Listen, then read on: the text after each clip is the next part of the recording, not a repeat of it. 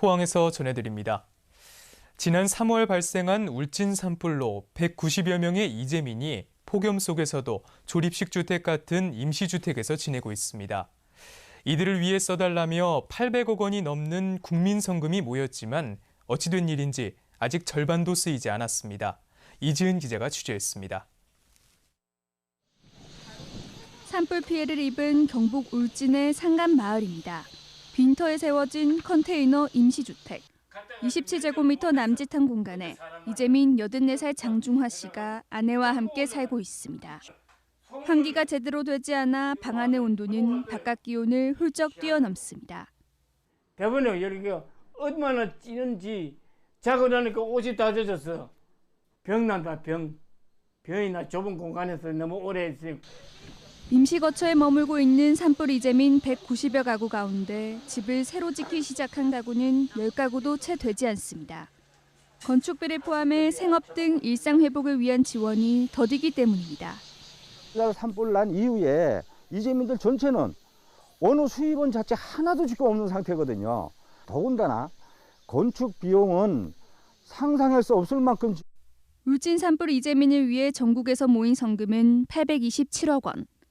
이 가운데 5달 동안 주택 피해 정도와 규모에 따라 집행된 성금은 40%도 되지 않습니다. 산불 피해는 자연재난이 아닌 코로나19와 같은 사회재난으로 분류돼 중앙정부나 지자체가 아닌 성금 모금기관들이 성금을 집행합니다. 기관마다 피해 조사가 이루어지고 중복 지원을 피하기 위한 협의 과정을 거쳐야 해 배분이 늦어지고 있다는 겁니다. 정확하게 성금을 지급하는 것이 중요하기 때문에 신속과 함께 정확하게 초점을 두고 2019년 강원 산불의 경우 성금을 전달하는 데만 반년 넘게 걸렸습니다. KBS 뉴스 이지은입니다. 포항 지역 바닷가에서 피서객 10여 명이 잇따라 해파리에 쏘여 해수욕장 물놀이객들의 주의가 필요합니다. 포항 북부소방서 등은 그제 오전 포항 흥해읍 오도리 바닷가에서 피서객 12명이 해파리에 쏘여 상태가 심했던 4명을 병원에 이송했습니다. 또 같은 날 오후에는 인근 흥완리 바닷가에서도 피서객 1명이 물놀이 도중 해파리에 쏘여 병원에 옮겨졌습니다. 다행히 환자 모두 생명에는 지장이 없는 것으로 알려졌습니다. 포스코가 사내 성폭력 사건과 관련해 지난 6월 이후 내부 신고를 받아 성희롱과 관련된 포항제철소 직원 2명을 추가 징계했습니다. 해당 직원들은 조사를 통해 정직 처분을 받았습니다.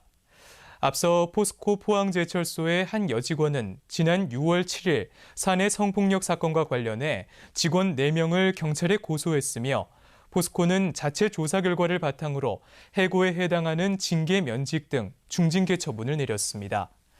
또 직간접 관리 책임이 있는 포항제철소장 등 임원 6명도 경고나 감봉 등 징계했습니다. 지금까지 포항이었습니다.